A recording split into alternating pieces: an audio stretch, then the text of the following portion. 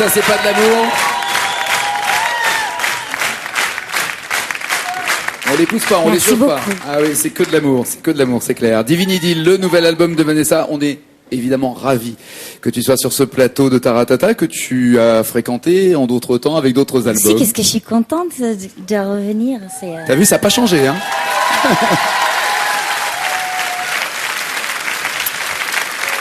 Avec un nouvel album, un deuxième album avec Mathieu Chédid, parce que c'est vrai que dans ta carrière, il y a eu 5 albums, et c'est la première fois que tu travailles 2 fois de suite avec, dis-moi. Franck Langolf. Franck Langolf, oui, c'est vrai. Mais il y avait des textes une fois avec Étienne et l'autre fois avec Serge Gainsbourg. Oui. Bon, enfin là, oui, là il y a un petit peu. C'était évident de refaire avec Mathieu? Ah oui. Oui, c'est quelqu'un.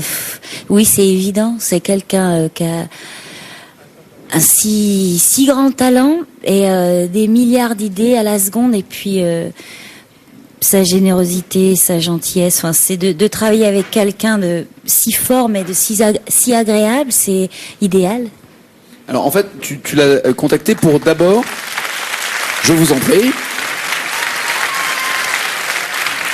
Mathieu Chédid, au début, c'était j'ai fait des chansons, viens m'aider à travailler sur ces chansons, ou tu l'appelais en disant est-ce que tu as des chansons pour moi? Dans quel ordre les choses se sont déroulées entre vous? Oh, il y a 10 ans.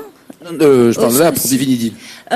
C'est-à-dire que on est amis, donc on se voit régulièrement. Je lui ai souvent demandé son avis sur les choses que je faisais toute seule, péniblement.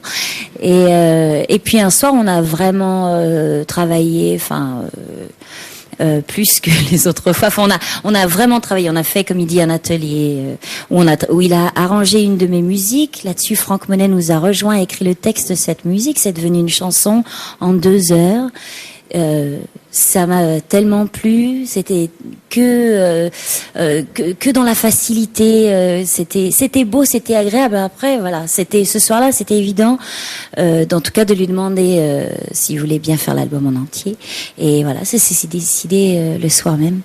Quand tu dis péniblement j'écrivais des chansons et facilement je les ai terminées avec Mathieu, c'est par fausse modestie ou vraiment pour écrire des chansons tu te remets à plusieurs fois? C'est pénible. Un sentiment. Non mais vraiment, qu'est-ce qu'il y a de pénible?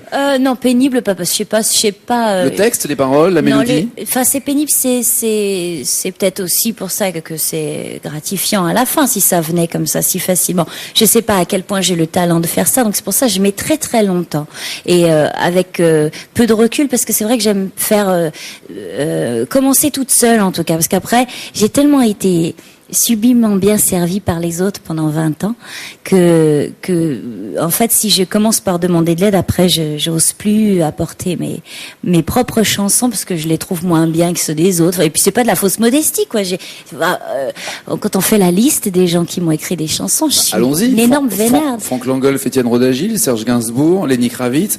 C'est vrai que tu t'es retrouvé dans une situation où tu étais une muse avec ces artistes qui venaient avec leur notoriété, avec leur savoir-faire, et puis là tu as pris les choses en main, notamment en te mettant justement à écrire et en collaborant, en ayant ta bande autour, plutôt que d'être l'interprète des musiques et des paroles des autres. C'est ça aussi, c'est le moment où tu te mets à écrire des textes relativement personnel. Sur Lily Rose, c'était sur le précédent album. Là, c'est le tour du frère qui se retrouve aussi sur cet album. Ça a été une évidence pour toi, en devenant maman, de dire là maintenant, il faut que je lui mette, que j'écrive et que je me prenne ma vie en main avec la même responsabilité qu'une maman, c'est-à-dire en faisant les textes de la chanteuse, notamment pour ses enfants. C'est difficile. C'est le hasard qui fait que ça corresponde en tout cas. Oui, voilà, c'est difficile de dissocier les choses. On est une personne, une artiste, une maman. Enfin, c'est la même personne, tout ça. Donc, je ne sais pas quel est si c'est l'âge ou ma. On change voilà, quand on devient maman. C'est clair. Je sais pas pourquoi. En tout cas, c'est très agréable de. C'est bizarre, j'allais dire, c'est agréable de peiner en tout cas et d'arriver à ses fins. C'est évidemment c'est satisfaisant au bout du compte, et puis c'est logique que les artistes qui chantent leurs propres chansons, dans l'idéal ce serait d'écrire la musique, les paroles toute seule. J'admire les gens qui font ça. Et alors oui, mais ça je suis pas assez rapide encore. Peut-être un jour ça viendra, mais en même temps c'est un très grand plaisir de chanter les chansons des autres. Enfin là, Alain Chamfort, des textes de Jean Fauque, j'ai oublié oublié plein Franck de Monet, choses. non, Mais Franck Monet, bien sûr. je parlais des personnes nouvelles. Mais oui, il y a Franck Monet, Marcel Canche, donc Jean-Fort Golmanas, Brigitte Fontaine. Oh, ça, c'est quel cadeau, un texte. Que t'as pas rencontré d'ailleurs. C'est-à-dire Non. que tu chantes Brigitte Fontaine sans l'avoir rencontrée. Ouais, ça Pourquoi se fait. c'est un problème de planning, c'est. Oui, enfin, je sais pas, ça s'est pas présenté. J'espère, peut-être si elle a le temps, si elle a envie de venir nous voir sur scène, j'espère que ça sera l'occasion de Ok. la. Le message est croiser. passé. Alors cet album est très personnel, très intime, à commencer déjà par la pochette, qui a été créée et dessinée par ton mari. Il a peint même. Il a peint. Pardon, oui, peint. On est justement dans du Gustav Klimt, parce que dans plein d'interviews tu dis j'aime beaucoup les toiles de Gustav Klimt. Apparemment Johnny Depp l'aime aussi, et on retrouve cette ambiance que je ne connaissais pas. Je vais pas jouer non plus le frimeur. Oui, bien sûr, on retrouve du Gustav Klimt sur cette pochette. Donc j'ai regardé ce que faisait Gustav Klimt. Il y a une toile notamment qui s'appelle Les Trois âges de la femme, où on retrouve exactement cette ambiance. Me Oui. trompe-je? Oui, non, c'est vrai. Et le tableau a été fait pour me faire plaisir. C'est pas forcément le style qu'il emploie tous les jours, mais ça, c'était pour me plaire. Écoute, s'il cherche à te plaire encore, c'est génial, c'est que l'histoire d'amour est très très belle. Il est présent, ta fille est dedans aussi. C'est important ce clan, cette famille, que justement tous soient d'une manière ou d'une autre dans des textes, dans des dessins, dans des présences comme ça. Il faut que tu aies ta bande autour de toi pour te sentir bien.